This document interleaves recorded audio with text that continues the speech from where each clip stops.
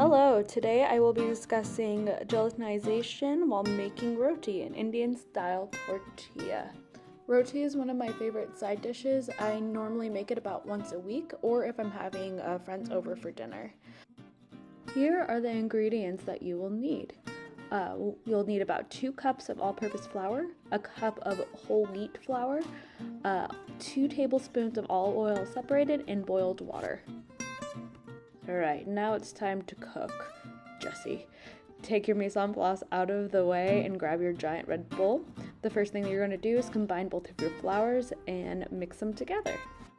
The reason that I'm using 2 different types of flour in this recipe is because I wanted the fiber from the whole grain, however I wanted the light and airy texture that white flour gives off. If I were just to use whole grain, it would be a little bit too dense and too brittle.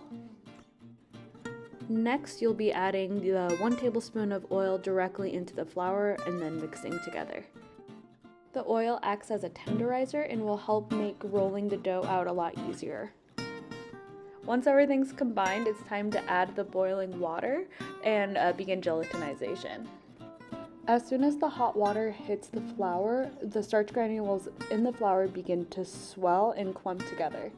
Normally, gelatinization is done over a stovetop, such as making a roux or making a pastry dough. However, this one's done in a bowl, which I think is very interesting because it only has one form of heat source, which is the water coming in, and it's not a continuous heat. Once the water has slightly cooled, go ahead and start kneading the dough into one large dough ball. After you have it about that size, go ahead and add your final tablespoon of olive oil and then begin kneading it until it's soft, pliable, and springs back slightly.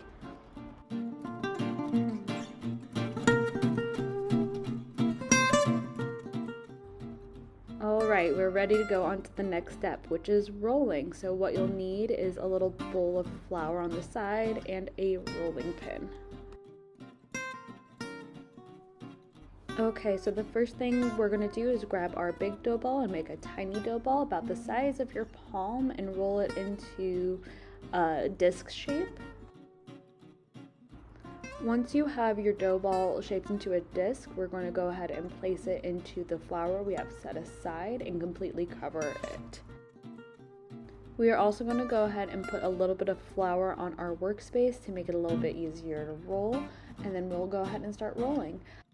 In Indian culture, girls are actually told if they can't roll their roti in a perfect circle, they will never get married. As you can see here, I'm definitely getting married. The next and final step is to cook the roti in a cast iron or a frying pan. I had a cast iron available, so that's what I used. I put a little bit of oil in the pan just to stop the roti from sticking to the cast iron, and then I'm turning to distribute the heat evenly. Once it's been cooked on one side for about 30 seconds, I'm going to go ahead and flip it and do the same thing on the other side. It's going to cook on this side for about 30 seconds, and then I'm going to flip it one more time to cook for another 30 seconds, and then it will be finished.